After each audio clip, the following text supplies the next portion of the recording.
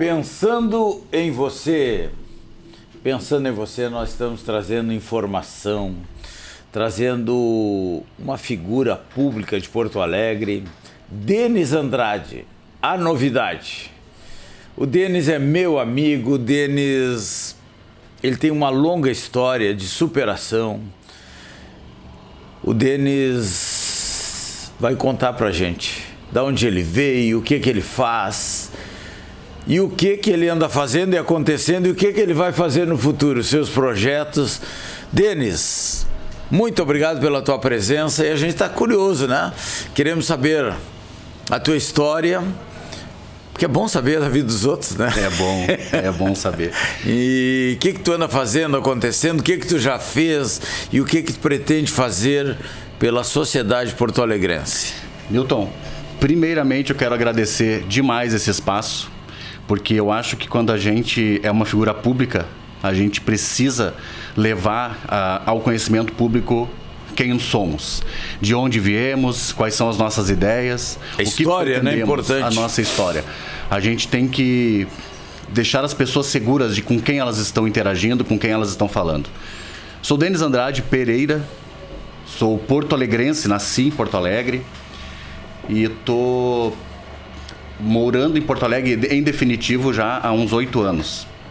Mas tive uma trajetória longa na cidade de Guaíba também, por questões de família, né? Minha família morava a maioria em Guaíba, então a gente tem uma história ali também. Mas a minha família materna é de Santiago do Boqueirão, lá das Missões. Então minha família é tudo missioneiro, né? Índio dos povos originários, me orgulho muito disso. Minha mãe, aos 17 anos, veio para Porto Alegre, então por isso a gente constituiu família aqui mesmo. Não conheci meu pai é um policial militar, embora eu tenha o nome dele, eu não conheci.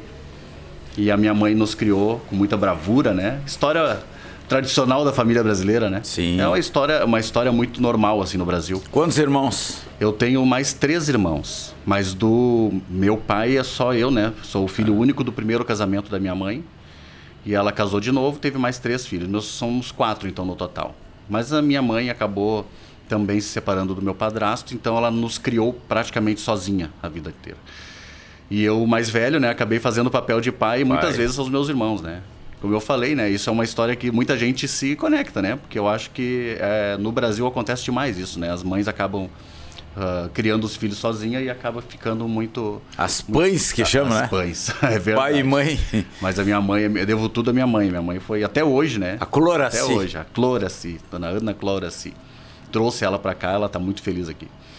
Mas eu quero dizer assim, uma infância de dificuldade, Newton. Posso dizer assim, uma infância muito difícil, não só porque estávamos só com a minha mãe tocando ali, fazendo. Minha mãe, ela fazendo faxina, por muitos anos ela nos criou, praticamente assim. Depois ela virou chefe de cozinha, uma chefe de cozinha de mão cheia. Eu acho que eu herdei um pouco isso dela. Uma das coisas que eu mais amo fazer na vida é a cozinha, né? É a cozinha. Então, estou conhecido em alguns núcleos aí por... Olha, eu estou duvidando. Cozinha. Vamos ter que comprovar isso aí, né? Convido todo mundo. O pessoal já ficou babando aí, o pessoal da produção aí. Mas eu gosto muito. Cozinha é uma coisa, eu acho que uma maneira de tu acarinhar as pessoas, acariciar as pessoas é tu através da cozinha. Uma boa cozinha, eu acho que tu também expressa sentimento, também expressa carinho para as pessoas. Então... Logo mais eu vou contar um pouco dessa história sobre a cozinha, aonde a cozinha entra, inclusive nesse momento de emergência que a cidade viveu, que a cidade ainda vem vivendo. Eu acabei trazendo essa paixão que eu tenho pela cozinha para ajudar também pessoas, isso foi muito interessante para mim também. Mas voltando um pouco ali, a minha mãe nos criou, eu não tenho vergonha de dizer das dificuldades que a gente tem, porque a gente venceu. E se a gente venceu...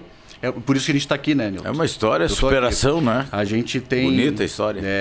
Foi difícil. A gente começou a trabalhar muito cedo, né? Com 8, 9 anos de idade já estava vendendo limão na rua. Eu e meus amigos, meu irmão, vendia para conseguir se virar e sobreviver, né? Sobreviver. Minha mãe, com toda a força, ela não deixou nós cairmos nem no crime, nem nas drogas, nem nada disso. Minha mãe sempre nos segurou com muita fibra, muita garra. Eu devo tudo a ela. Então, a gente acabou aprendendo que... São as escolhas que fazem o nosso caminho. A base é importante, né? E a minha mãe sempre me ensinou também que a gente sempre deve sorrir. A minha mãe estava desmoronando o mundo na cabeça dela, ela estava... É uma simpatia, sempre... né? Isso eu notei nela, característica dela. Ela vem aqui, ela parece que conhece todo mundo, né? E ela já sai rindo, e ela dialoga, e ela faz amigos muito fáceis. E ela me ensinou que tu sempre rindo, os caminhos se abrem mais fáceis para ti. E a gente, por mais dificuldade que tenhamos, a gente consegue atrair coisas boas, com sorrisos e com abraços. Então, a minha mãe, eu tenho um legado maravilhoso. E depois do Limão, tu foi fazer o quê? Aí fui até em circo trabalhei, né? Circo, é? Você trabalhei em circo. Pouca gente sabe, mas agora já tô falando aqui. O que tu fazia no circo? Montava e desmontava. Era da operação ali. Nós íamos, montava. É um circo que eu acho que nem existe mais. Antônio de Souza era o nome do circo, muito antigo. Acho que nem existe mais. Era um circo lá que vivia muito em Guaíba, Eldorado do Sul, vinha para Porto Alegre também. E a gente ficava nessa região metropolitana aqui, montava uma semana, um mês, 2 depois, desmontava e montava em outro lugar. E no assim, palco tu te apresentou, trabalhou? Não. Talento nenhum para se apresentar em palco. Mas a gente tem uma história no circo bem interessante, assim, no trato com os animais. Na época ainda tinha alguns animais. Hoje em dia eu acho que tá um pouco diferente isso, né? Não pode mais? Não pode mais, tem muitos animais que não pode mais. Então agora é mais espetáculo, né? Mas antigamente a gente trabalhava assim, montava aqueles globos, era tudo na mão. Hoje em dia está tudo mecanizado, automatizado, né? A maioria, pelo menos. Mas nós montávamos na mão. Eu posso dizer que é um dos piores trabalhos que eu já tive, mais pesados que eu já tive. Já trabalhei em obra, trabalhei em oficina de carros, trabalhei em lavagem, né? Por um longo período trabalhei em lavagem de carro. Então, daqueles empregos que a gente vai se virando, né? Em nome da sobrevivência quando é adolescente. E a tua história na Carris, como é que começou? E depois disso fui fazer um estágio, né? E aí eu fui para Carris quando eu fiz um concurso público, um amigo que já trabalhava na Carris e me indicou, né? Você pode fazer um concurso para cobrador de ônibus. Eu tinha 19 anos. E aos 20 passei no concurso, fui trabalhar na Carris como cobrador de ônibus. O salário ainda era baixo, era uma situação, mas era concurso público, né? É uma porta importante para a gente que tem uma empresa pública. Então, empresa pública, né? Uma sociedade de economia mista que era uma porta importante para nós ganharmos um pouquinho de estabilidade, melhorar um pouquinho a qualidade de vida. Olha, a Carris é um caso à parte da minha vida. Eu vou levar para sempre o que a companhia Carris foi para mim. E eu tenho certeza que todo mundo que trabalha na Carris leva a Carris no coração para sempre. Isso é inevitável. Quem me conhece hoje sabe que eu levo a Carris no coração para sempre. Eu posso trabalhar em dezenas de empresas. A Carris vai ter sempre um espaço único dentro da minha história. Quanto tempo ficou lá? 10 anos. Foram quase 10 anos de companhia Carris, de 2000 a 2010. E ali entrei cobrador de ônibus e eu, no meio do caminho, fiz a escolinha de motoristas, né? Virei motorista e terminei a minha história na Carris como motorista de ônibus. Só saí da companhia Carris porque eu passei em outro concurso e entrei na EPTC, onde estou até hoje, trabalhando com educação para o trânsito. Passou para o outro lado. Passei para o outro lado do balcão. Importante passar para o outro lado do balcão, mas sempre na mesma ideia de secretaria, na mesma mobilidade urbana. Trabalhando com transporte, trabalhando com ônibus, trabalhando com trânsito de maneira geral. Nos últimos 3 anos e meio, mais ou menos, eu estou trabalhando com educação para o trânsito. Então, eu estou sempre nessa área de mobilidade. E eu, começando com a Carris e hoje estando na IPTC, acredito que adquiri bastante conhecimento nessa área, Nilton. A área do trânsito é uma área onde todo mundo interage, é uma área que todo mundo compartilha os espaços e é uma área que a gente ainda tem muito problema. E eu não estou falando só de mobilidade, estou falando de segurança. Não é só mobilidade. É questão de segurança das pessoas. Segurança e cultura, né? A gente tem números muito tristes. Educação para o trânsito, isso é super importante. Eu conheço teu trabalho, né? O Denis é azulzinho, essa figura simpática que falta uma valorização, cara. Olha, para te valorizar um cara que trabalha no trânsito, qual é a ideia que a população tem? O cara é multador. Essa imagem precisa ser melhorada. Eu já fui agente por um dia, né? Já foi. Então já fui azulzinho. Já foi. A convite do Denis. E não é comum, eu fui numa noite, né? Numa balada segura. Acabou dando tiroteio na Assis Brasil. Sentiu na pele. Senti, né? E eu já tinha simpatia pelos azuizinhos. Até me educaram no trânsito, tanta multa que eu levei. Aí chegava aqui, meu Deus do céu. Eu acabei ficando educado através do bolso, né? Então, eu sinto, tá? Quando alguém fala mal da gente do trânsito. Olha a segurança, o serviço que essa empresa nos presta. Que vocês, né, correm risco de vida, tudo. E o poder que é o trânsito, a mobilidade urbana, a importância que tem. Mas vamos lá, e aí? Para falar um pouquinho sobre agente de trânsito, que eu acho importante falar. E eu posso falar para ti porque tu foste agente por um dia.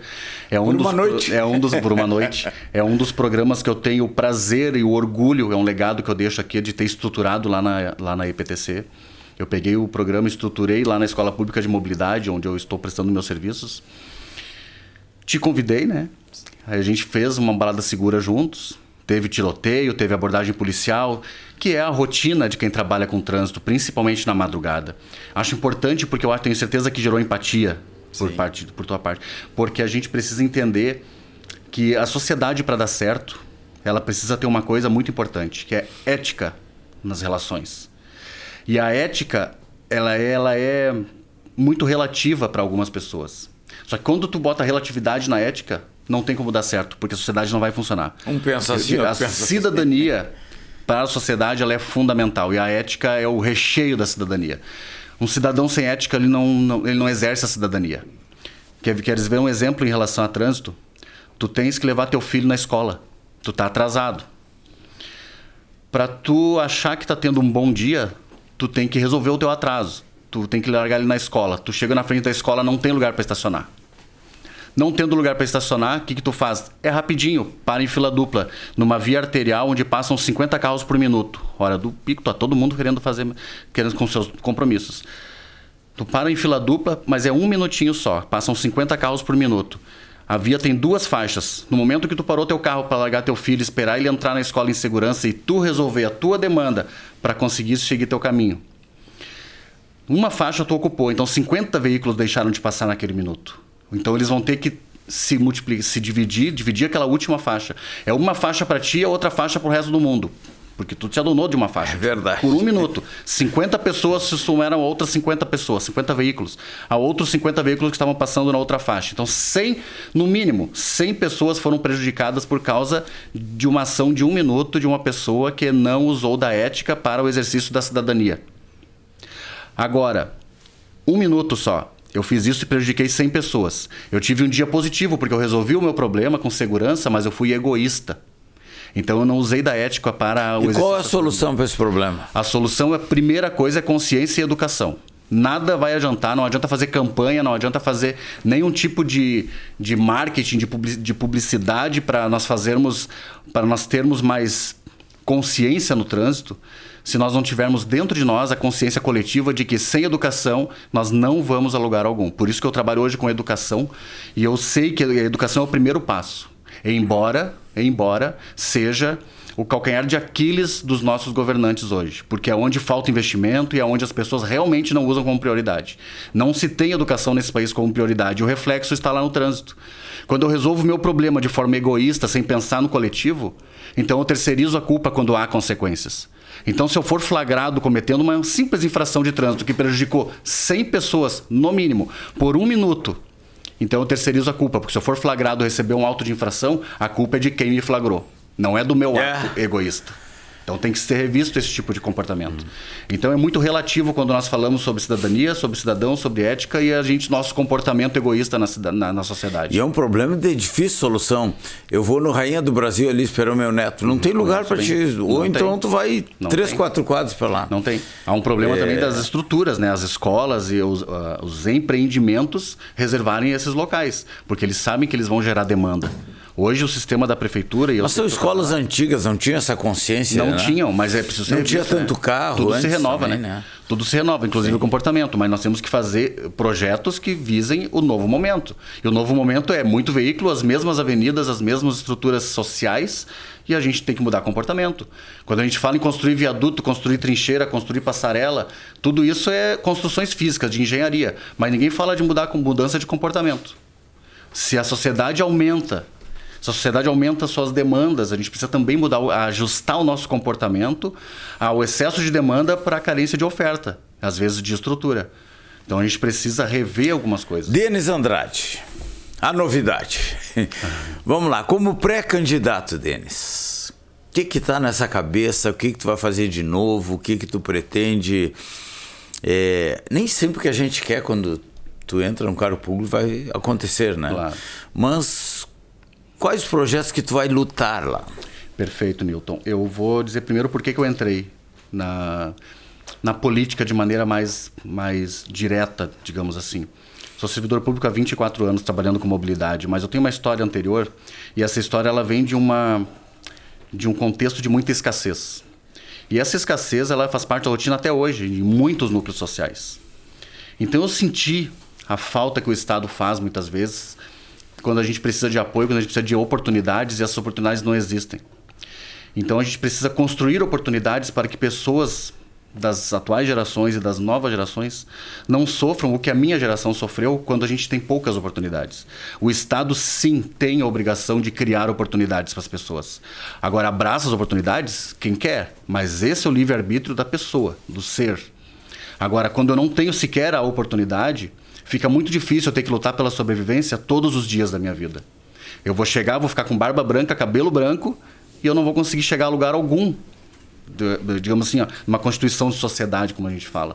A gente precisa ter uma oportunidade de poder dizer não quero, vou seguir minha vida desse jeito. Mas o Estado, enquanto gestor de uma sociedade, porque o Estado nada mais é que o gestor da sociedade, ele nos representa, as pessoas que estão lá estão nos representando porque nós escolhemos, e eles têm que abrir oportunidades para as pessoas poderem fazer as suas escolhas. E que tipo de oportunidade tu pretende, Denis? E eu acredito... Hoje eu estou ligado ao esporte, com muita força ao esporte, e à mobilidade urbana. Mobilidade urbana, quando eu comecei a trabalhar com educação, eu vi, Newton, uma demanda muito pesada em Porto Alegre, que é o público 60+. E ligando a trânsito e ao público 60+. É o público que só não é mais grave, porque hoje tem um motociclista em Porto Alegre que é o que mais se envolve em acidentes. Então a gente precisa de projetos fortes para motociclistas, mas eu estou focando muito no pedestre idoso. Muito no pedestre idoso, porque a sociedade precisa se preparar melhor para receber esse público. Sim. Há 40, 50 anos atrás, pessoas com 50 anos já ficavam em casa, tricotando, olhando novela, fazendo bolinho de chuva e no seu mundo, não saía para fora. Hoje, as pessoas com 90 anos, com 100 anos, 80, 90, 100 anos, elas estão participando da sociedade, da vida urbana da cidade. E a sociedade não está bem preparada para isso. Então a gente precisa também se preparar para isso, mas não de forma demagoga, de forma teórica. A gente tem que conhecer, tem que ir nos grupos sociais, tem que ir nos grupos, saber quais são as demandas deles e ter investimentos para isso, criar seus projetos. Sabe que muitos recursos vão embora daqui por falta de projetos em determinadas áreas. Eu sei que tu sabe bem disso. Muitas ideias a gente tem e não consegue transformar em projetos. Às vezes é falta de conhecimento. Eles não sabem que se tem que estruturar um projeto, convencer através de coleta de dados, através dessas demandas e transformar um projeto social que mude a vida das pessoas. As políticas públicas elas têm que visar o bem social, mas não de forma teórica apenas. Porque é muito bonito ver o discurso que diz temos que fazer a proteção do idoso. E na prática tu vê... Vamos fazer, não fazem nada. Vamos fazer quase como terceirizando de novo. A gente precisa... Os gestores que estão hoje, eles têm que assumir a responsabilidade de que cada vida perdida no trânsito é responsabilidade deles também, porque eles têm como fazer as mudanças necessárias. Então eu acredito nisso também. Eu não sei se eu posso falar de um projeto, Nilson. Pode fazer e acontecer. Eu vou falar de 2 projetos meus, tá? 2 projetos que são meus, de um grupo de amigos, mas primeiro vou falar do projeto Acorde. O projeto Acorde nasceu de um grupo de amigos que trabalham com educação para o trânsito. A maioria trabalha ou já trabalhou com educação para o trânsito. Então a gente agregou um pouquinho dos conhecimentos de cada um e colocamos as nossas palestras, que todos nós falamos sobre segurança no trânsito, não só para o público 60+. E a gente agregou e colocamos música. Isso que ninguém é músico ali. A gente agregou, botamos música no meio das palestras e começamos a interagir com os grupos. Hoje já nos apresentamos para mais de 1.000 pessoas em Porto Alegre. Cara, eu sou fã desse projeto, porque tu leva a mensagem através da música. Exatamente. E mensagens diretas, né? E sensacional a sacada de vocês. Nós já participamos várias vezes aqui no programa, pensando em você, com esse grupo, Perfeito. Né? E olha, é diferente. Sei que vocês, ainda mais no setor público, sofrem ali de barreiras, né, para vencer. Mas esse projeto, cara, ele tinha que ter mais abrangência, porque eu trabalho no setor de seguros, no setor funeral e no setor da terceira idade. Nós chamamos aqui de geração Girassol. Então eu sou o maior testemunha vivo de quanta gente da nossa geração morre no trânsito. Perde os reflexos, pessoas doentes. Sim, não é só, são só mortes, né? Sim. São as pessoas que ficam aleijadas, ficam com a saúde debilitada. Exato. Outro problema grande para a Previdência Social são os motoqueiros.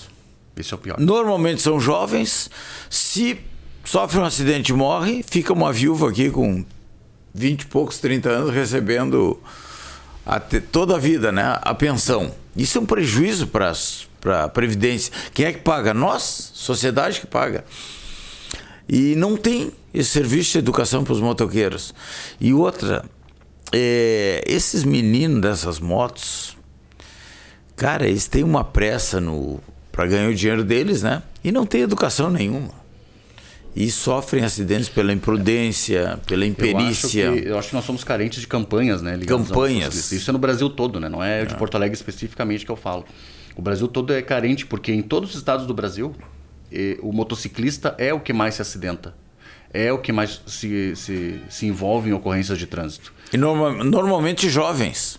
Sim, de 25 a 30, de 24 Motoqueiro velho não anda correndo aí do jeito que eles andam, né? Não, os dados mostram para nós, a gente trabalha com esse banco de dados, é bem importante. Dos 24 aos 30 anos é o público que mais se acidenta de moto e metade deles nem habilitação tem. Então a gente precisa também reforçar a fiscalização, fazer ações, não é só de campanha que a gente está falando de educação. A gente precisa também que o esforço legal haja, que a fiscalização haja em cima disso, porque a gente precisa mostrar a ostensividade, de que eles precisam se sentir fiscalizados. Porque dessa forma a gente consegue fazer, pelo menos tirar um pouco de circulação. E nessa idade aí, qual é a faixa? 24 a 30 24 anos? 30 anos, é o pior público. É o público que mais se Tu fala com o motoqueiro dos perigos. Eu tenho filho motoqueiro, cara. Não, viaja e tudo aí. A negligência tá... Deus tem que marcar audiência com eles, né? Eles se acham superiores, ainda mais com uma máquina potente. Não, e além desse problema da morte, que fica a pensão sendo paga por muitos anos, tem invalidez. Muitos ficam inválidos, não podem trabalhar e começam a receber da Previdência. Então eles estragam a própria vida, a de quem os cerca, da família toda, e ainda onera em todo um sistema que poderia estar sendo usado para outras coisas. Agora, o sistema deveria se preparar para isso aí, que é o Estado, né? Perfeito. Eu não vejo campanha. Essa conscientização, tanto do Estado quanto da parte dos motoristas. E até os transeuntes também, né? Os pedestres. Pedestre é um problema, né? Porque pedestre a gente não tem regulamentação de fiscalização de pedestre. A gente tem a previsão no Código de Trânsito Brasileiro, mas não existe uma regulamentação para se fazer essa fiscalização. Então, pedestre, sim, a gente precisa de muita campanha, de muita educação. Pedestre, a gente faz isso. Mas, Newton, eu quero te dar um ponto positivo, porque melhorou muito. Por incrível que pareça, eu trabalho na EPTC há 14 anos. A EPTC tem 26 anos de história. Quando a EPTC foi criada, no ano da criação da EPTC, 200 pessoas, esse dado oficial está no site da Prefeitura, no site de Transparência. 200 pessoas, 199 para ser mais precisos. Então, 199 pessoas perderam a vida no trânsito em Porto Alegre no ano que a EPTC foi fundada. Hoje, a gente tem, ano após ano, na média, 70 pessoas perdendo a vida. Eu jamais vou comemorar 70 vidas sendo perdidas no trânsito. Mas se nós olhar por uma outra ótica, são 130 pessoas anualmente que um órgão municipal, com seus trabalhos de fiscalização, de educação, de engenharia, trabalhando junto, são vidas a gente consegue foram salvar. Poupadas, salvas. 130 vidas. Olha a importância da EPTC, a importância da fiscalização do trânsito. Isso. E tem gente, cara, amigos meus, radialistas, jornalistas, querem terminar com a EPTC. Mas o desconhecimento. Total desconhecimento. Totalmente. Total desconhecimento. A EPTC, os agentes, mas não só os agentes, os profissionais da mobilidade urbana, vou falar de modo genérico assim, mostrou a sua importância nessa crise que nós tivemos em Porto Alegre agora. Mas aí tem uma falha da EPTC, deveria mostrar mais esses dados. Mas já melhorou. Mas a gente precisa sim vender mais o nosso trabalho, porque a sociedade precisa saber do que está acontecendo. Eu tenho um programa que eu trabalho ainda na EPTC, eu só estou de licença nesse momento, mas eu estou num programa que chama Um Dia de Agente da EPTC, que tu participaste. E neste programa, na sua versão diurna, nós levamos o convidado a alguns locais da EPTC para conhecer, principalmente a parte operacional. Eu assisti os vídeos. Isso, e a gente leva, por exemplo, na GMSV, que é a Gerência de Mobiliário e Sinalização Viária, onde se produz todo o material gráfico da cidade, a manutenção elétrica da cidade, toda a sinalização. E a pessoa começa a entender a importância da EPTC. Porque quando se fala em EPTC, quando se fala em fiscalização, só pensa no fiscal de trânsito, só pensa na viatura. Não tem noção de que a gestão da mobilidade urbana na cidade de Porto Alegre tem a ver com toda a estrutura.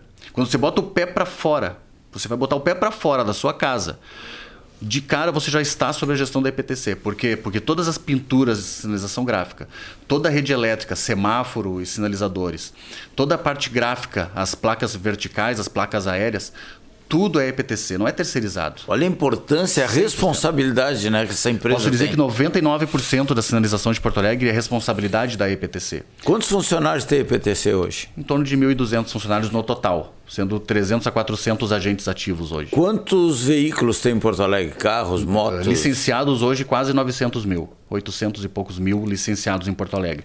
Se nós considerarmos o que vem... Carros e motos ou só... Não, veículos licenciados. Agora a gente tem que considerar que num dia normal em Porto Alegre, o região metropolitana se desloca em direção a Porto Alegre. Né? Sim, aumenta então, isso aí. Certamente nós temos mais de 1 milhão de veículos circulando em Porto Alegre todos os dias. Meu Jesus. E é a mesma cidade, né? Bem, a gente precisa de estrutura. Denis Andrade, a novidade na política. Denis, falamos de trânsito e um assunto de alta relevância. Vamos voltar a falar mais depois. Mas, na parte do esporte, eu fiquei curioso. Eu sou atleta... Esse eu posso dizer que é a menina dos olhos. Estou curioso. Esse é um projeto que está se estruturando cada vez mais, porque... Já pode falar o nome? Posso falar. O projeto Joga Comigo. Esse é um projeto... Joga comigo. Joga Comigo. A ideia de alguns amigos, a gente se reuniu para conversar como é que a gente ia poder agregar mais pessoas e fazer além de um trabalho solidário que a gente acaba fazendo também, a gente conecta pessoas ao esporte. Newton, tu sabe que antigamente nós tínhamos campos de várzea, nós tínhamos escolinhas nas vilas, nós tínhamos na periferia, nós tínhamos diversos projetos ligados ao esporte que hoje em dia se diminuiu demais, porque advento da tecnologia. Tecnologia, né? Hoje é muito difícil tirar o jovem da tecnologia. Então, como é que tu faz isso de uma maneira natural? Natural não tem, porque as pessoas estão... Hoje a criança já nasce do celular. Qualquer dia é inacreditável. Mas é uma mudança que a gente tem que aceitar e se adaptar. Então, como é que a gente vai agregar? Então, a gente não tem mais como a gente criar projetos que as pessoas procurem e vão por conta própria. Digamos assim, esse fluxo das pessoas indo ao encontro do esporte reduziu muito. Então, a gente criou algumas ações dentro do projeto, eu vou explicar para vocês, que o esporte vai até as pessoas. Então, a gente conversa com lideranças. E qual é o tipo, a modalidade de esporte? Começa com o vôlei de praia. O vôlei de praia é o primeiro, digamos assim, o carro-chefe desse projeto. Vôlei de quadra e o vôlei de quadra também, porque o vôlei de praia e o vôlei de quadra eles andam meio juntos, porque as pessoas que jogam as duas, geralmente. Mas em Porto Alegre tem vôlei de praia? Tem muito. Não tem praia, mas tem muito vôlei de praia. Né? Porque a gente não vai... Aqui na Orla? Aqui na Orla a gente faz... Sim, na Orla. A gente faz no Marinha, a gente faz nas praças, no Parcão, na Encol, na Redenção. Todas as arenas públicas que nós temos aqui de areia, né? As quadras de areias públicas em Porto Alegre, a gente está chegando hoje com a Kombi digamos, eu digo sempre que é a nossa unidade móvel do projeto Joga Comigo. É a oficina itinerante de vôlei de praia. Então, um grupo de amigos que jogam voleibol, alguns deles formados em educação física, porque a gente precisa de acompanhamento profissional, porque a gente vai fazer a oficina de vôlei de praia. E essa oficina é acessível e de graça para quem quiser. Então, a gente sempre divulga nas redes sociais para as pessoas se conectarem e trazer essas crianças. E qual é a idade média, assim? De que idade? Adolescente a maioria, mas a gente está tentando trazer as crianças, principalmente. Crianças e adolescentes para esse mundo do esporte. Fazendo com que eles... Não precisa se desconectar, mas eles precisam ter uma atividade física. Porque é bom para a saúde física, é bom para a saúde mental. A obesidade infantil aí é cada vez maior, né? Cada vez maior, né? Dados da saúde aí que nós também ficamos sabendo. Na minha cidade, lá em Quaraí, no meu tempo, né? Como tu falou antigamente, faltava chuteira, faltava bola. Perfeito. Hoje falta campo. Hoje falta estrutura. E falta gente para jogar. Falta estrutura. E aí a gente está tentando fazer isso, Newton. Eu tenho um sonho que eu sempre falo para as pessoas. Eu tenho um sonho de criar arenas públicas em Porto Alegre. As arenas públicas são arenas cobertas públicas. A gente teve agora uma tragédia climática. As arenas do Marinha, as arenas da Orla, as arenas do gasômetro ficaram todas inutilizáveis. Sim. Porque a areia está contaminada. Quando não estava alagada, a gente não tem... Já liberaram? Não está liberado ainda, mas está em processo. Mas a gente tem essas questões de que depende do clima. A gente está no sul, chove demais, tem bastante frio. A gente precisa criar espaços e espero que alguns gestores possam ter essas iniciativas de criar espaços cobertos e estruturados para as pessoas de maneira pública, organizando apenas a agenda. Hoje nós temos o aplicativo, o 156, para a gente poder fazer os agendamentos na Orla, no Parcão, em alguns lugares. A gente pode criar esse mesmo sistema para arenas cobertas. O cara quer jogar, o seu grupo liga para 156. Claro. Aí pergunta, como vai ser sustentável isso? Como é que vai fazer? Como é que o poder público vai sem, porque não existe recurso para isso? Aí aqui entra as parcerias, né? A gente tem parceria público-privada para tantas coisas. Por que não se pode voltar um pouquinho para o esporte e se criar essas arenas? E aí nós vamos criar um sistema de que as pessoas vão se interessar. Mais saudável, né? Do que gastar com doença, hospital. É o que eu sempre digo, quando tu investe em esporte, o que para muitas pessoas pode parecer custo, é investimento. Porque lá na ponta tu vai deixar de gastar com saúde, tu vai deixar de gastar com uma série de coisas, inclusive com a segurança, tá? Porque por incrível que pareça, eu acho que muita gente vai concordar comigo. Quando você investe em esporte, em qualquer comunidade, mas pode ser em qualquer comunidade, eu não quero nem citar uma comunidade, eu vou dizer, você vai investir no esporte num núcleo social. Aquele núcleo social vai ter muito menos violência. Porque as pessoas vão se engajar com o esporte. O retorno, jovens social, vão se engajar com o esporte. Né? O capital social então vai ser saúde, alto. É segurança, é bem-estar social. É tudo que a gente pode investir. Então, o esporte é uma ferramenta. É uma ferramenta de saúde física, de saúde mental, menos violência, de segurança. menos tráfico, todas essas mazelas da sociedade. Eu faço um apelo para quando eu consigo conversar com os gestores que estão no poder hoje, eles se enxerguem o esporte como investimento. E a prefeitura atual de Porto Alegre está investindo em esporte? Como é que está? Sabe que eu converso muito com a Débora Garcia. A Débora fez um belo trabalho. Né? Fez um belo trabalho. Hoje ela está licenciada também.